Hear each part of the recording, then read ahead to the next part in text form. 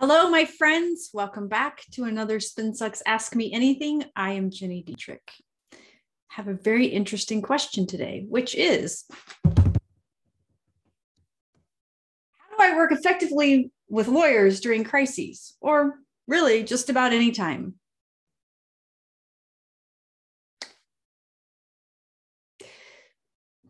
I have many jokes swirling through my head, and I'm filtering, filter.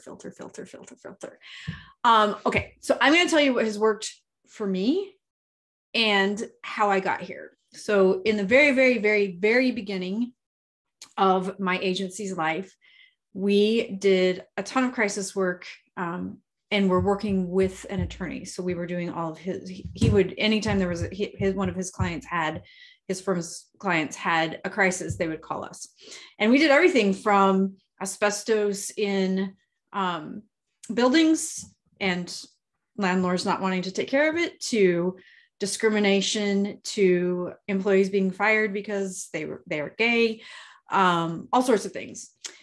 And what I learned in that process is that lawyers, and this is a gross generalization, tend to think that they are the smartest people in the room. And in this case, because they were trial attorneys, they were.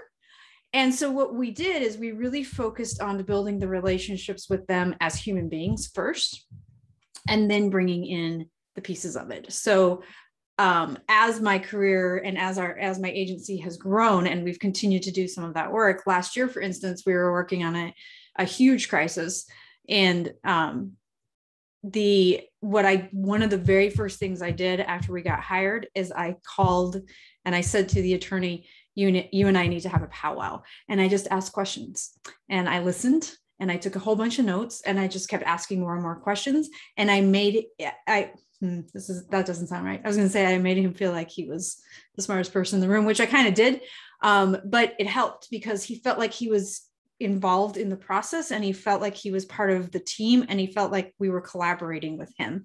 And so every time we needed to do something, we needed to craft new messaging, or we had a dark website that we built in case we needed to take it live. Like there were all of these kinds of things. I would call him first and say, hey, listen, we are about to embark on this, and this, and I need your thinking around this. And then I brought him into the process ahead of time. I think what tends to happen is we bring them into the process at the end, and we'll say, oh, we've crafted all this messaging, and we have this news release, and we have this website. And they're like, no, you can't say any of this stuff. So I have found personally that if you bring them in the beginning, and you ask their advice, and you get them involved, and you let them take a stab at a first draft of messaging, which they very much appreciate. Also, they're trying to protect you, right? So you have to sort of be okay with that, because that's what their job is. Like your job is public opinion, and their job is court opinion, right? So you have to be able to combine those two things. But I have found that if you really work on bringing them in the beginning, asking a bunch of questions, letting them take a stab at the drafts, and then collaborating on how to create it so that it works in the court of public opinion, that tends to work. It's not going to work for everybody.